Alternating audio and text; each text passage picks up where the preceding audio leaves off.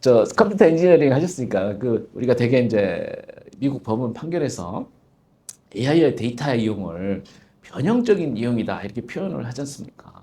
그거는 우리가 좀 더 일반인들이 쉽게 좀 이해하게 어떻게 설명을 할 수 있을까요?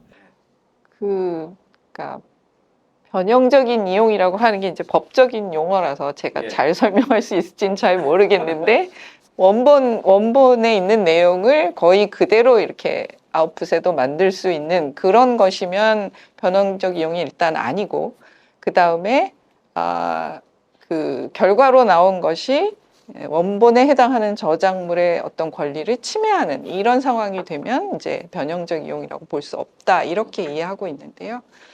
그 생성형 AI가 변형적 이용이냐 아니냐에 대해서는 그동안 논란이 좀 많이 있었습니다. 결국은 AI라고 하는 것은 굉장히 많은 어떤 숫자로 표현된 파라미터의 집합일 뿐인데 얘가 어떻게 원본을 그대로 가지고 있다고 얘기할 수 있느냐? 아니다.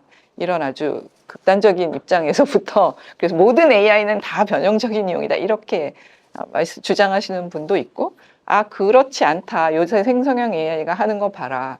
누가 봐도 지브리풍의 이미지를 만들어내지 않느냐.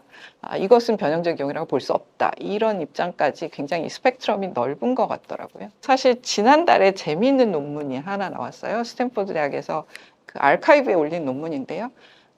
작년 여름쯤에 가장 최신의 모델 4개, 클로드, GPT, 그록 이렇게 4개를 가지고 그 텍스트로 된 저작물, 그러니까 책이에요.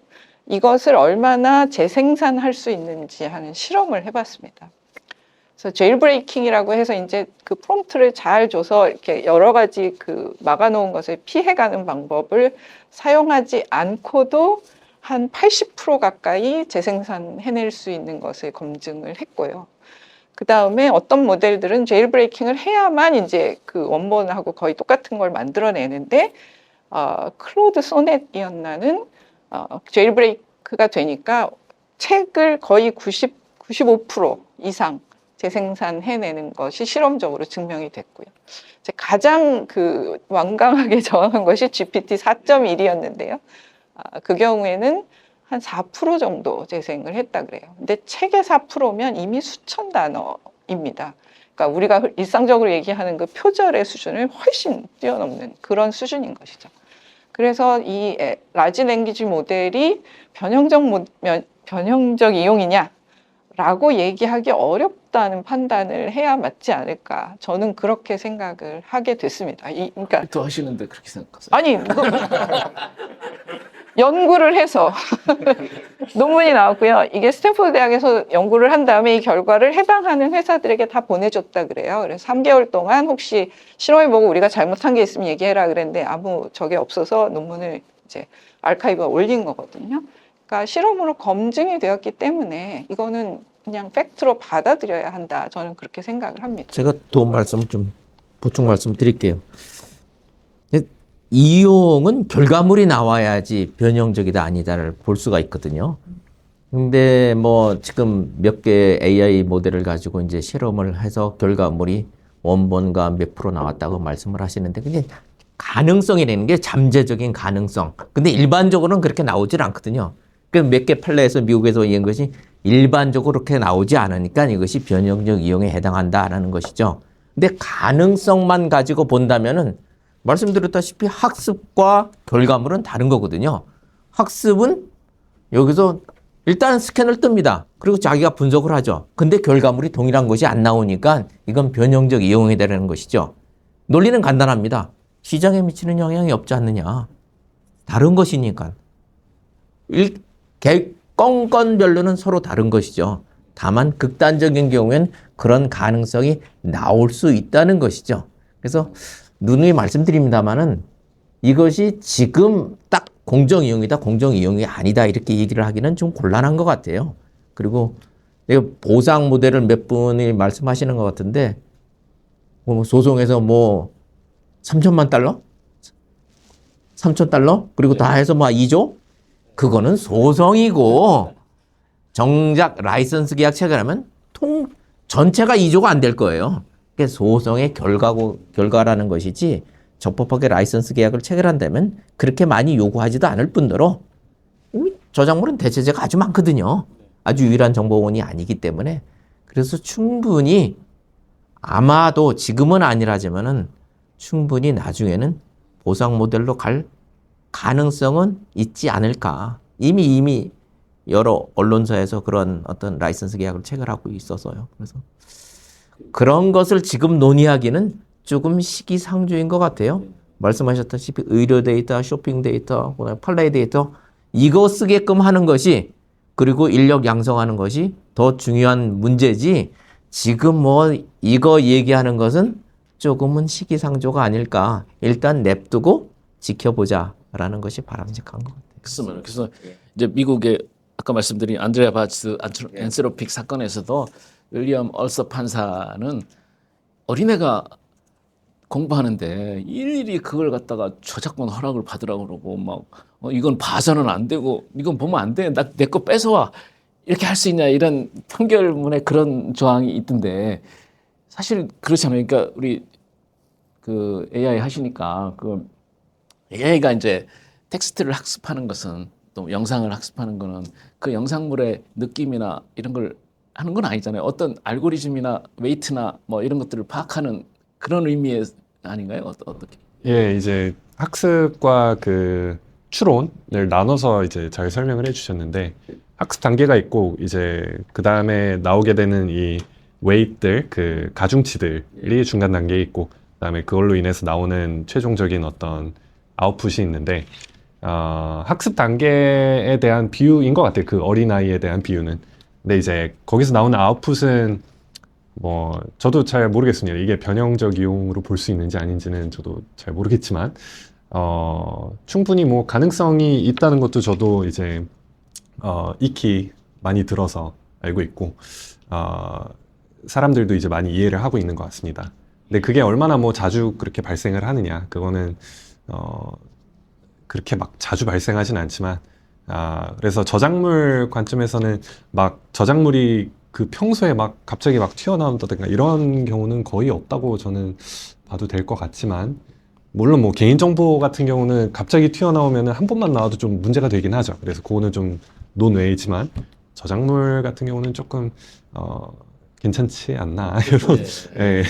그래서 일각에서는 그 일부러 그런 원본이 나오게끔 유도를 해가지고 프롬프트를 열심히 조작을 했다 이런 설도 있습니다. 그게 그래서 그런 결과가 나온 거다. 일반적으로는 안 그러는데 사실은 뭐 그런 얘기도 있고 그런데 그런 차원에서 아마 지금 이제 가장 핫 이슈가 아까 말씀하신 대로 야, AI의 생성물이 저작물 시장에 과연 플러스냐 마이너스냐 어떻게 보세요, 우리 백 교수님?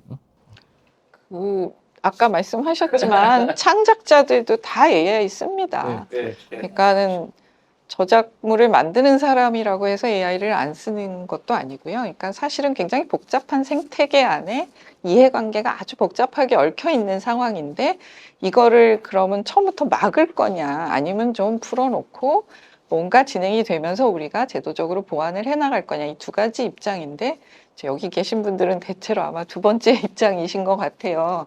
지금 상황에서 AI가 발전하는 것을 우리가 막을 수는 없고 그렇다면 잘 쓰게 하고 추후에 이제 제도적으로 어떤 보완을 해나가는 것이 좋지 않냐 하는 것에 저도 100번 동의를 하고요. 이런 큰 생태계 입장에서 좀 봤으면 좋겠고 이제 좋은 데이터가 많으면 많을수록 AI 개발은 좋은 것이니까 어떻게 그런 데이터를 공급할 것이냐 아까 얘기 나왔던 공공저작물도 있을 수 있고요.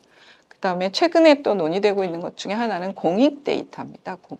그 공적인 목적으로라면 내가 데이터를 기부하겠다 이런 분들도 있습니다.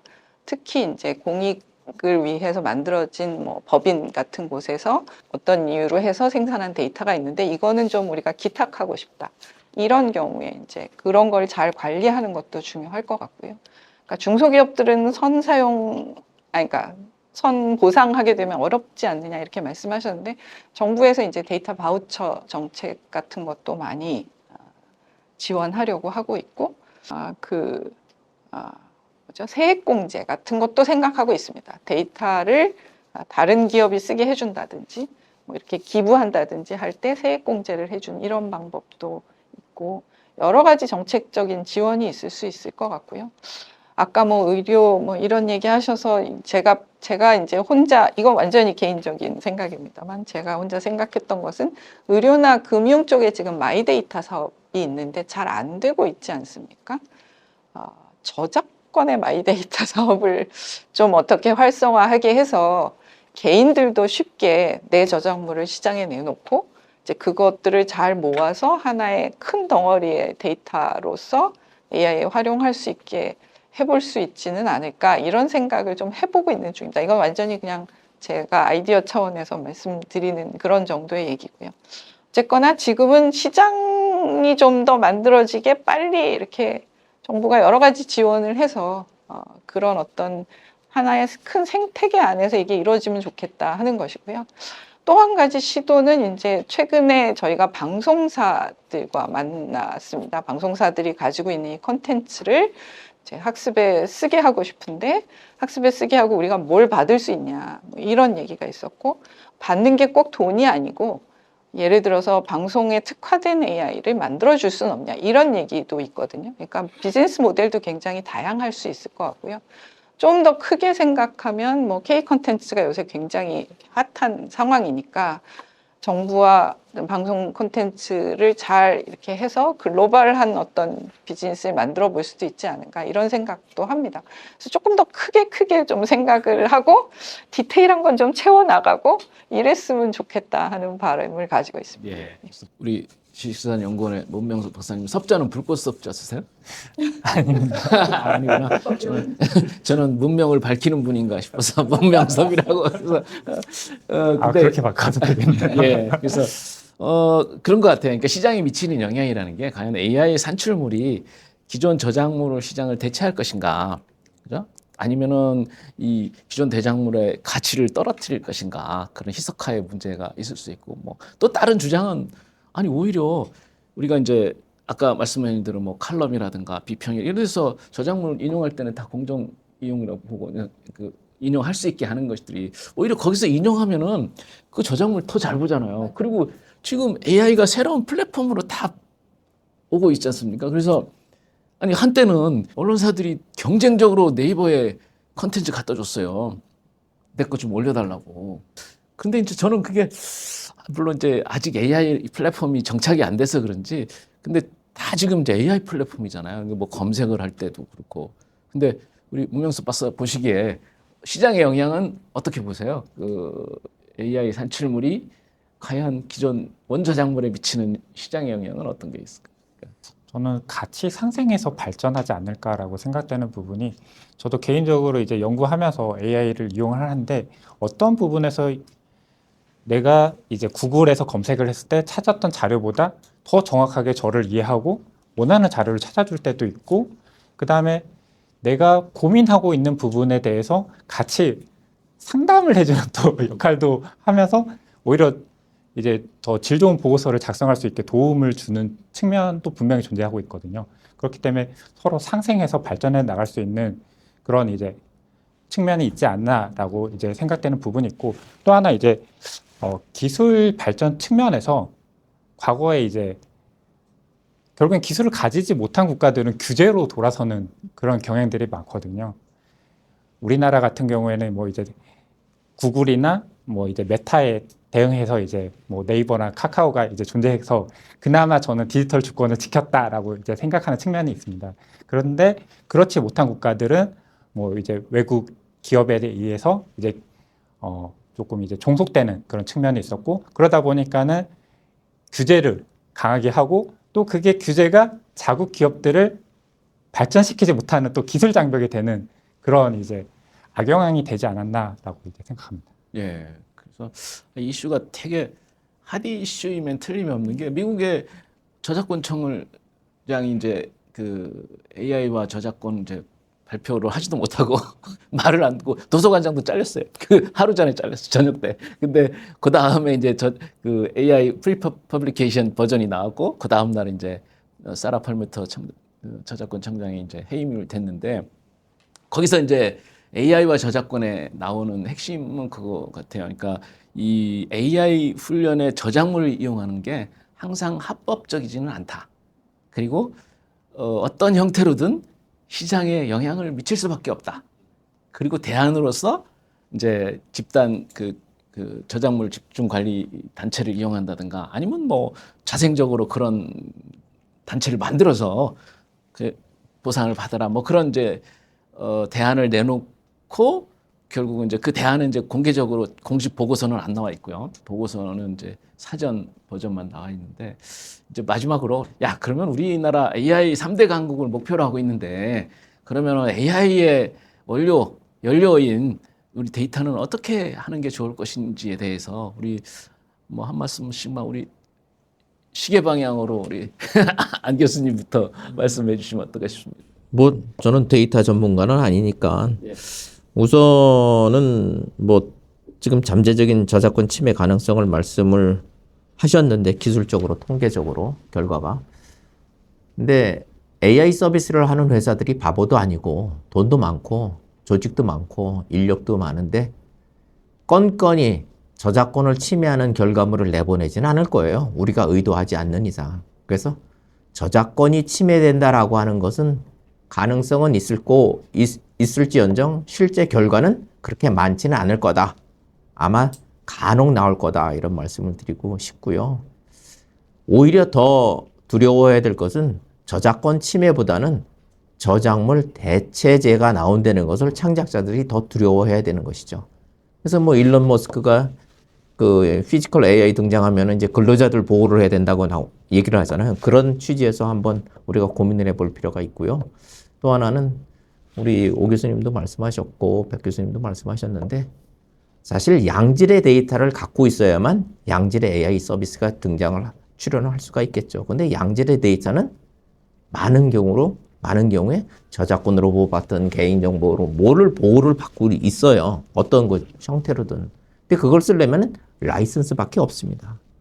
뭐 개인정보는 라이선스를 지금 할 수가 없지만은 지금 저작권 같은 경우에 라이선스를 만약에 하게 된다면은 양질의 데이터를 받기 위해서 라이선스를 할 수 있는 방법은 개인적으로 할 수가 없죠. 집중관리단체를 통해서 해야 되는데 우리나라 집중관리단체 중에 90몇 프로 이상만 회원을 확보하고 있는 것은 음저협밖에 없습니다. 그 이외에는 없어요. 그렇다고 뭐 강제 허락, 뭐 다른 방법 다 껌껌이 허락하는 것을 전제로 하고 있거든요. 이게 없어요. 지금 정부에서 할 것은 그거 해야 됩니다. 이거 저작권 침해 이런 거 할 것이 아니라 그런 걸 먼저 해야지. 뭐 엉뚱한 거 지금 우리가 찾고 있는 거예요. 그런 환경을 조성을 해줄 필요가 있다. 이렇게 말씀을 드릴 수가 있습니다. 그런 거를 좀 더 쉽게 라이선스, 거래 환경을 만들 수 있도록 그런 환경을 조성을 해야 된다는 거예요. 우리 저작권법에 그런 환경이 없습니다. 환경이 있긴 있는데 저작권 제도 자체가 실무에서 없다는 것이죠. 예. 그리고 하여튼 공공 데이터의 공개 범위를 좀 더 확대를 하고 그런 게 필요하죠. 공공 데이터라고 하는 개념 자체가 조금 모호해서 그 말씀은 제가 지금은 드릴 수는 네, 없고요. 네. 예, 우리 오 박사님은 예, 오늘 그 여러분들 말씀 들으면서 굉장히 재밌는 논의가 있는 것 같고 앞으로도 또 정부에서 하실 여러 가지 해결책들 이런 것들이 기대가 많이 됩니다. 그래서 아마도 모델을 개발하는 입장에서는 조금 이 모호함이 굉장히 무섭지 않을까 이런 생각이 들고요. 특히나 뭐 미국의 어떤 엔트로픽 같은 사례를 보면은 거의 뭐 굉장히 많은 보상금을 줬기 때문에 그런 사례가 있기 때문에 이제 데이터를 사용하는 데 있어서 좀 많이 위축이 되지 않을까 이렇게 생각이 듭니다.